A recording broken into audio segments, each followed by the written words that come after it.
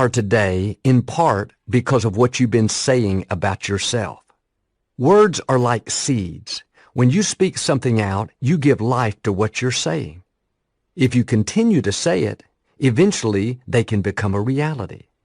Whether you realize it or not, you are prophesying your future.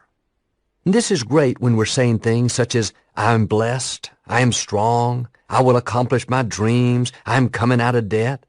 That's not just being positive, you are actually prophesying victory, prophesying success, prophesying new levels. Your life will move in the direction of your words. But too many people go around prophesying just the opposite. I never get any good breaks. I'll never get back in shape. Business is slow. I'll probably get laid off. Flu season is here. I'll always get it. They don't realize they are prophesying defeat. It's just like they're calling in bad breaks, mediocrity, lack. The scripture says we will eat the fruit of our words. When you talk, you are planting seeds. At some point, you're going to eat that fruit. My challenge is make sure you're planting the right kind of seeds. If you want apples, you have to sow apple seeds. If you want oranges, you can't plant cactus seeds, poison ivy seeds, mushroom seeds. You're going to reap fruit from the exact seeds that you've been sowing. In other words, you can't talk negative and expect to live a positive life. You can't talk defeat and expect to have victory. You can't talk lack, not enough, can't afford it, never get ahead, and expect to have abundance. If you have a poor mouth, you're going to have a poor life. If you don't like what you're seeing, start sowing some different seeds. Instead of saying, I'll never get well, Joel. This sickness has been in my family for 3 generations. No, plant the right seeds. Start saying, God is restoring health back into me. This sickness didn't come to stay, it came to pass. I'm getting better and better every day. You keep sowing those positive seeds, and eventually you'll eat that abundant fruit, health, wholeness, victory. Instead of saying, I'll never get out of debt, I'll never rise any higher, start speaking God's promises. I will lend and not borrow. Whatever I touch prospers and succeeds. I'm coming into overflow, into more than enough. Start sowing seeds of increase, seeds of abundance. No more, I'll never accomplish my dreams. Instead, I have the favor of God. Blessings are chasing me down. The right people are searching me out. New opportunities, new levels are in my future. If you'll keep talking like that, you'll reap a harvest of good things. The scripture talks about how with our tongue we can bless our life or we can curse our life. Many people don't realize they're cursing their future with their words. Every time you say, I never get any good breaks, you just cursed your life. Every time you say, I'll never be able to afford that nice house, I'll never break this addiction, I'll never meet the right person, no, stop cursing your future. Sometimes the enemy doesn't have to defeat us, we defeat ourselves. Pay attention to what you're saying. Are you blessing your life or are you cursing it? I had a classmate in high school who was always very negative, even though he was one of the stars on our football team. He was in great shape. He had this thick, curly hair. Every time I asked him what was going on, he gave this standard reply, not much. I'm just getting old, fat, and bald. I must have heard him say that 500 times. And I know he was just kind of kidding, but I wouldn't kid about that. About 15 years later, when I ran into him at the mall, I nearly passed out. He had prophesied his future. He looked old, fat, and bald. Friend, don't speak that defeat over your life. Our attitude should be, I'm getting younger. God is renewing my youth like the eagles.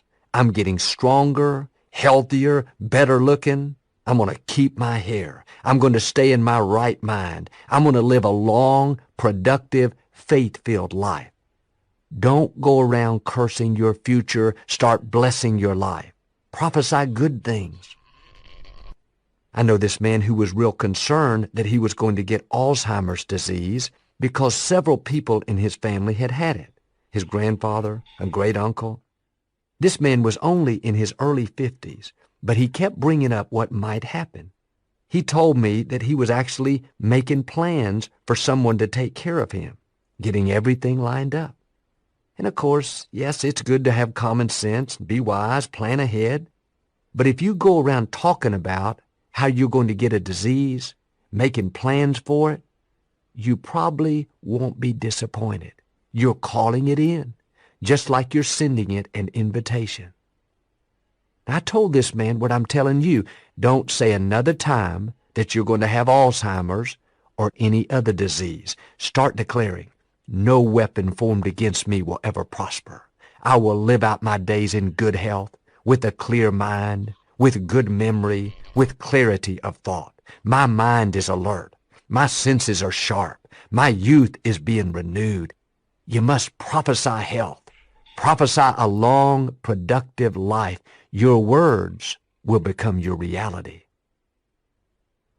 Proverbs 6 states, we are snared by the words of our mouth. Snared means to be trapped. Your words can trap you. What you say can cause you to stumble and keep you from your potential. You're not snared by what you think. Negative thoughts come to us all, but when you speak them out, you give them life. That's when they become a reality. If you say, I'll never get back in shape, it becomes more difficult to get back in shape. You just made it harder. When you say, I never get any good breaks, that stops the favor that was ordained for you. If you say, I'm not that talented, I don't have a good personality, you're calling in mediocrity. It's setting the limits for your life. When negative thoughts come, the key is to never verbalize them. That thought will die stillborn if you don't speak it. When we acquired the former Compaq Center, it was a dream come true. We were so excited. Our architects drew up plans to change it from a basketball arena to a church. They called us together and said it was going to cost about $100 million to renovate. After they picked me up off the floor, my first thoughts were, that's impossible. There's no way. It's one thing to think something's impossible, but when you start telling people that it's impossible, it takes on a whole new meaning. You may think, I'll never get that job. I'll never get well. I'll never meet the right person. Those thoughts come to all of us. You can't stop that. My challenge is, don't give them life by speaking them out. My challenge is, don't give them life by speaking them out. Don't go call your friends and tell them how it's not going to happen. I told our team, I don't see a way, but I know God has a way. He didn't bring us this far to leave us. My report was, God is supplying all of our needs. Those funds are coming in. It may look impossible on paper, but with God, all things are possible. I knew better than to curse my future. I didn't want to get trapped by my words.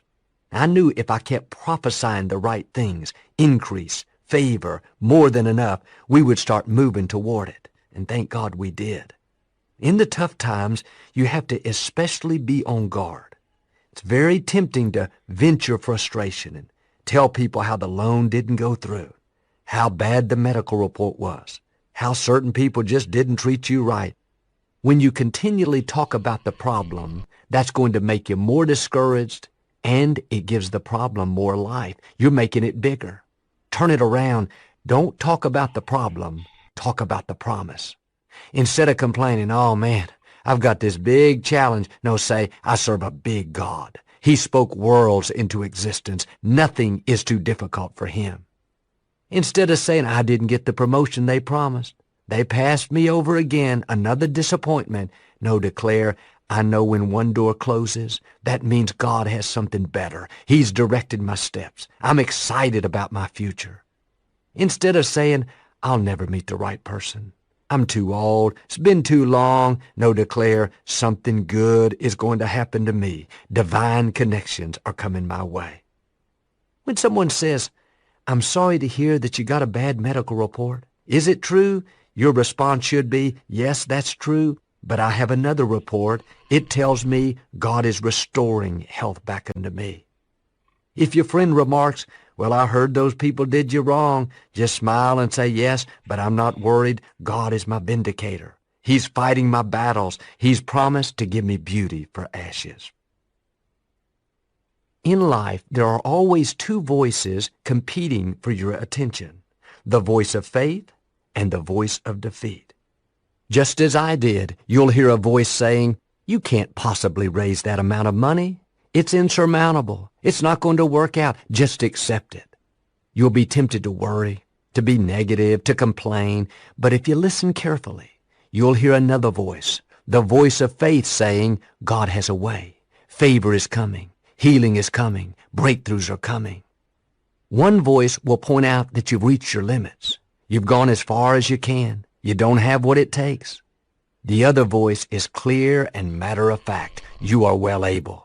You can do all things through Christ. Your best days are still out in front of you. Now here's the beauty.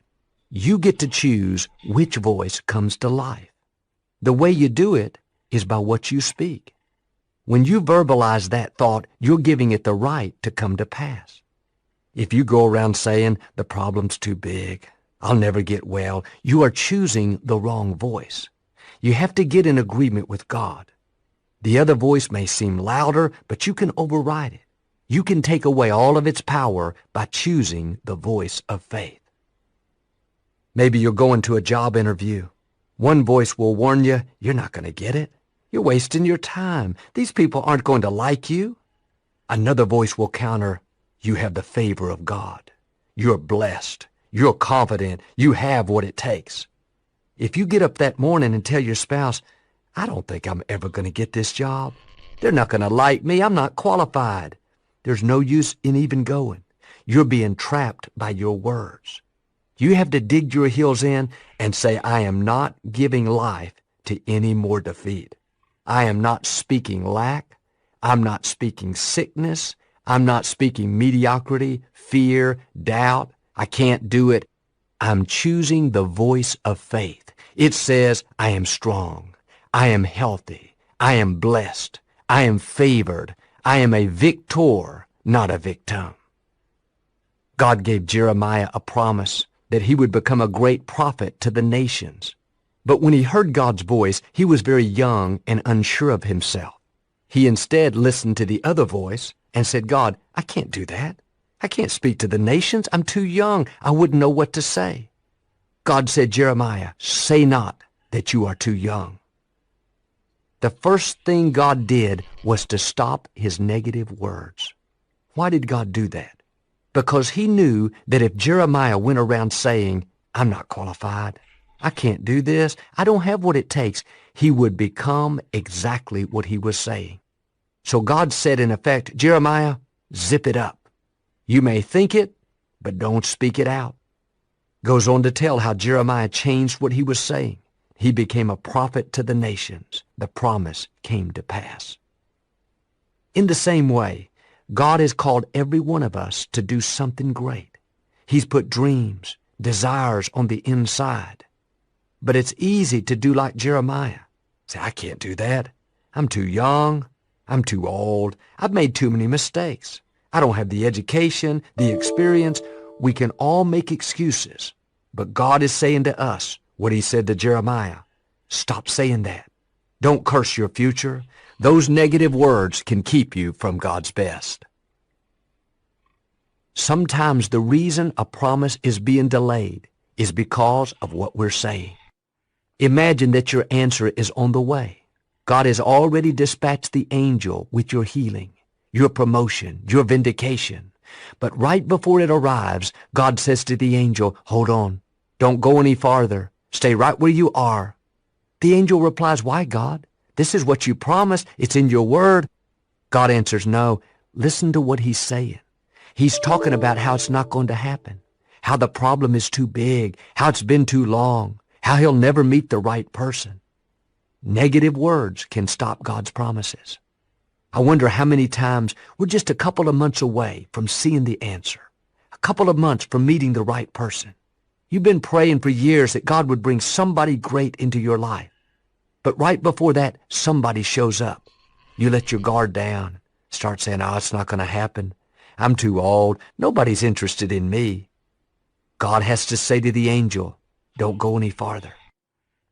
The good news is that promise is still in your future. God didn't cancel it because you got negative. He still has the right person for you. If you'll zip up the doubt and switch over into faith, at the right time, that person will show up. God will release what negative words have delayed. God still has your healing, your promotion, your restoration. Now do your part. Quit talking about how it's not going to happen. You may not see a way, but God still has a way. It may look impossible, but God can do the impossible. Just because you don't see anything happening doesn't mean God is not working. Right now, behind the scenes, God is arranging things in your favor. He's lining up the right people. He's moving the wrong people out of the way. He's positioning you exactly where He wants you to be. Now don't delay the promise by speaking negative words. When our son Jonathan was 17 years old, we were in the process of applying to different colleges.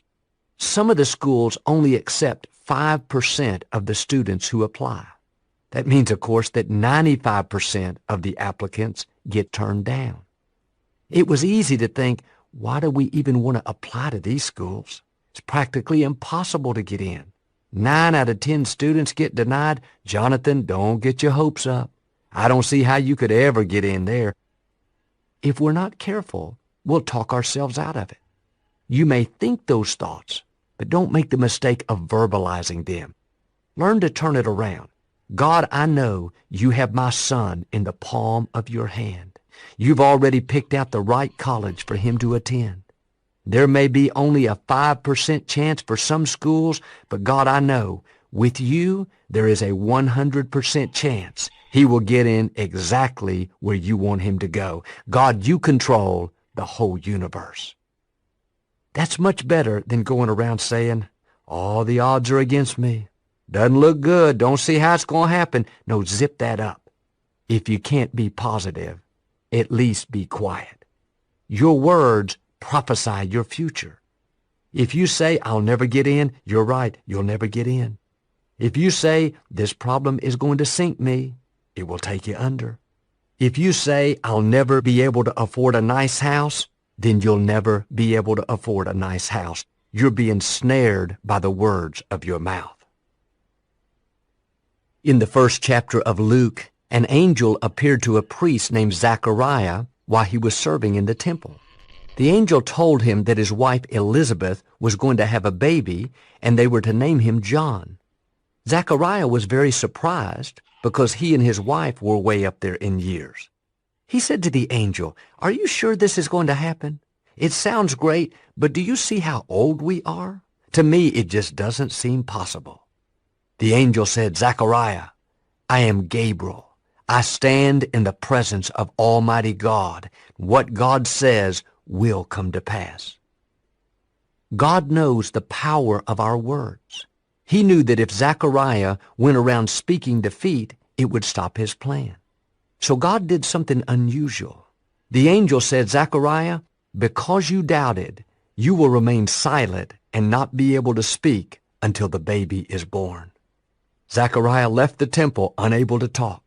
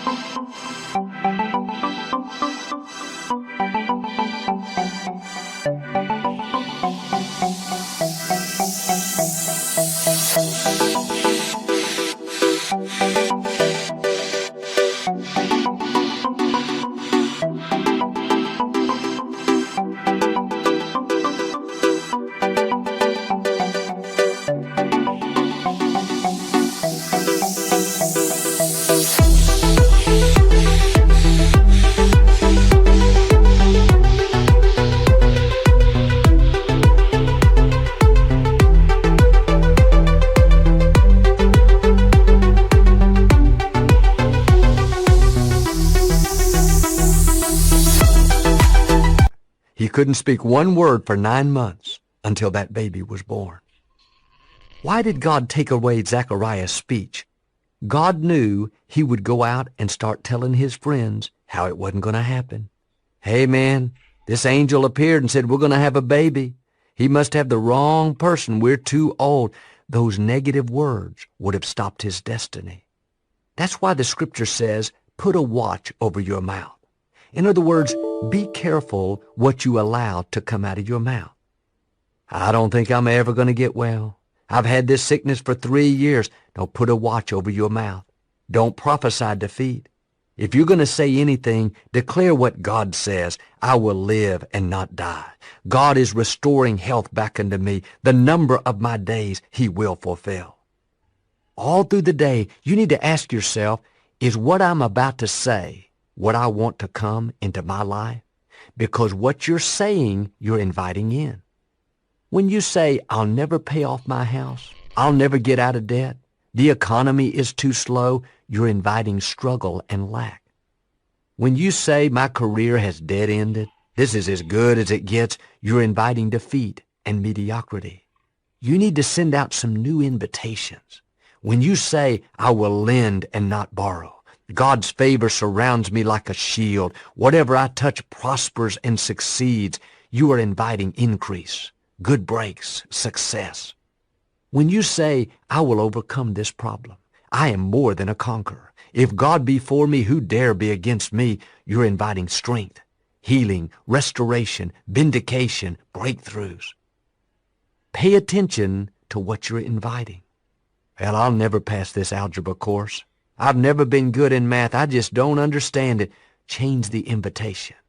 I can do all things through Christ. I have good understanding. I am full of wisdom. I am an A student.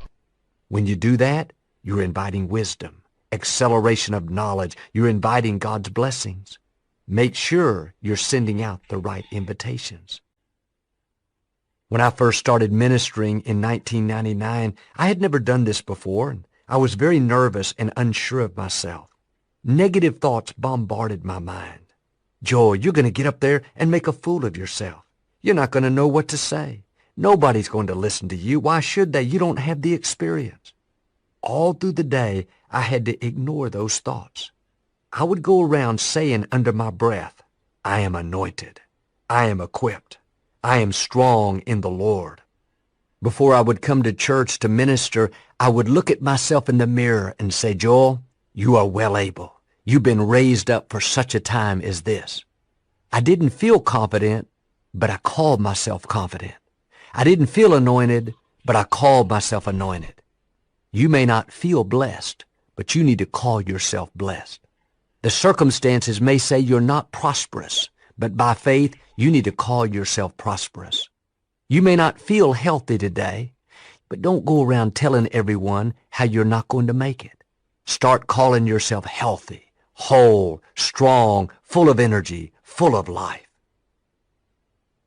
When Joshua was leading the people of Israel toward the promised land, they came to the city of Jericho.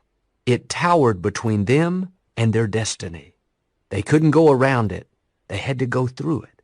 The problem was Jericho was surrounded by a huge, thick wall made up of stone and mortar. It didn't look as though there was any way the Israelites could get in. But God told them to do something that sounded strange. For 6 days, they were to march around those walls once a day, and on the 7th day, they were to march around them 7 times. As if that wasn't odd enough, God gave them one final instruction, which was the key for the whole plan working. He said, while you're marching around these walls, I don't want you to say one word. Not a whisper, not a short conversation, not an update on how it's going. Keep totally silent. Why did God not allow them to speak? God knew after a couple of times around the perimeter of the wall, they would start saying, what in the world are we doing out here? These walls are never going to fall. Look how thick they are. They've been here forever. Joshua must have heard God wrong. Somebody else speaks up, yeah, and I'm tired. I'm hot. I'm hungry. This dust is getting in my face. God knew they would talk themselves out of it.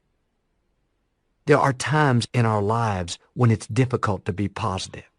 That's okay. Just stay silent. Don't tell everyone what you're thinking. The people of Israel marched in silence.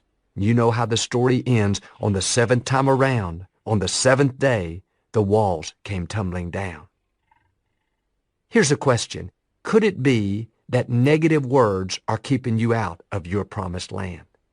Could it be that if you would remain silent, that if you would zip it up and not talk about how big the problem is, not complain about what didn't work out, not tell a friend how you're never going to be successful, maybe the walls that are holding you back would come down.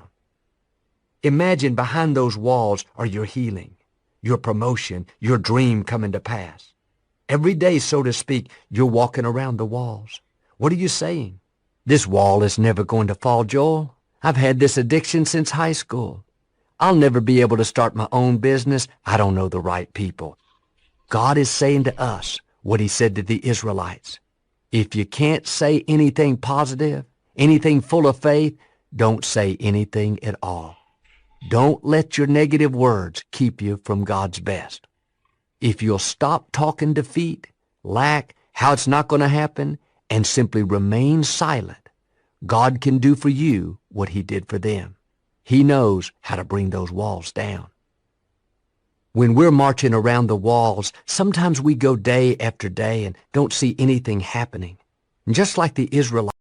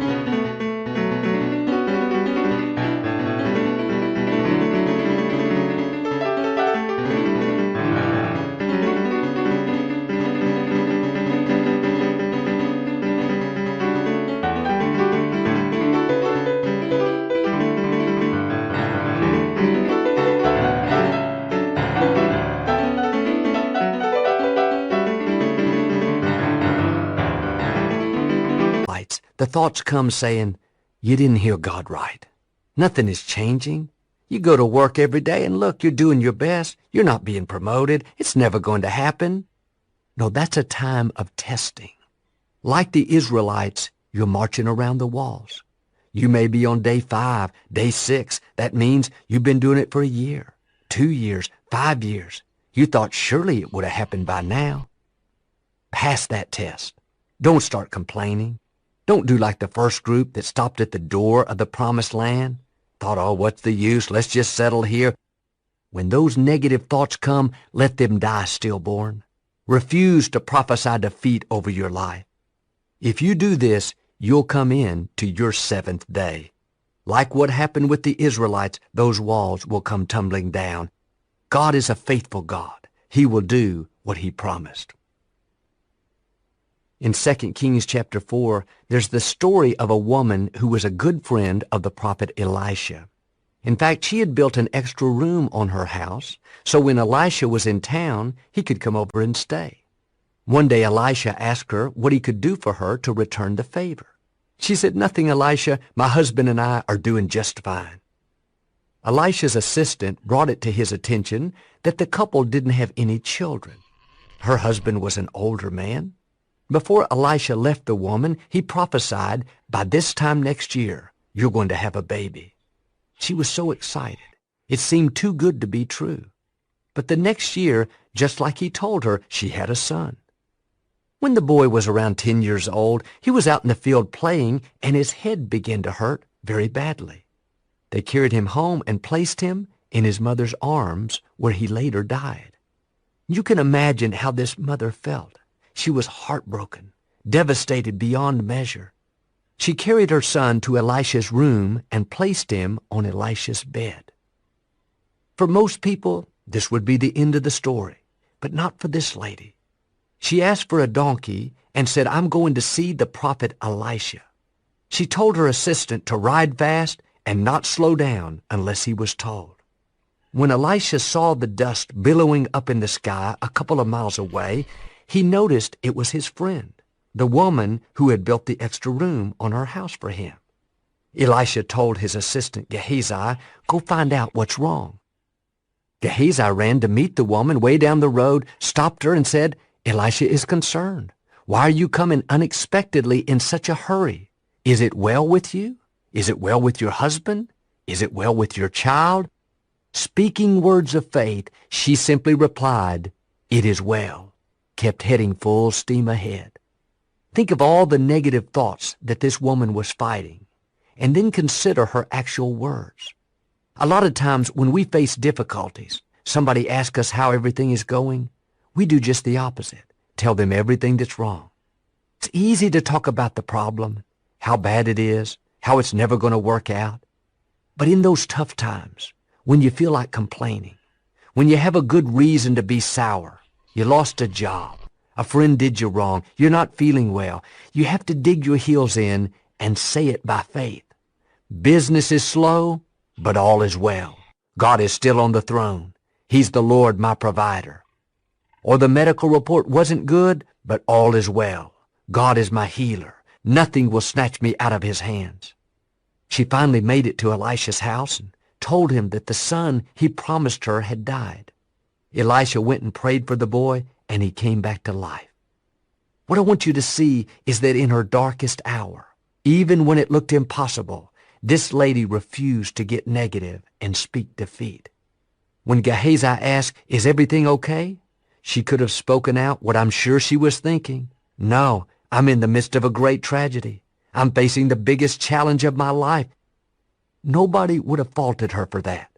But she chose to speak faith, even though her mind was being bombarded with doubt. She had a watch over her mouth. She wasn't going to be snared by her words. When you're hurting, you've been through a disappointment, you've suffered a loss, you have to do what she did. Say it by faith. All is well. It may not look well. It may not feel well. In the natural, you should be complaining, talking about how bad it is, but instead, you're making a declaration of faith. All is well. That's when the most powerful force in the universe goes to work. Friends, God can resurrect dead dreams. He can resurrect a dead marriage. He can resurrect health that's going down, a business that's failing. When you get in agreement with God, all things are possible. You may be facing a big obstacle. Doesn't look good, but here's the key. Don't talk about the size of your problem. Talk about the size of your God. God stopped the sun for Joshua. He parted the Red Sea for the Israelites. He breathed new life into this mother's little boy. He can turn your situation around. He can make a way even though you don't see a way. My challenge today, don't let negative words stop what God wants to do. If you can't say anything positive, zip it up. You may think it, but don't give it life by speaking it out. Your healing, your vindication, your promotion, they're right up in front of you. As was true with Jeremiah, God has already ordained you to do something great. Now put a watch over your mouth. Pay attention to what you're saying. When you make this adjustment, God is going to release promises that have been delayed. What you've been praying about, breaking that addiction, meeting the right person, getting healthy again, starting that business, suddenly things are going to fall into place. You're going to see God's favor in a new way. He's going to open new doors of opportunity, just as he did for Joshua and the Israelites.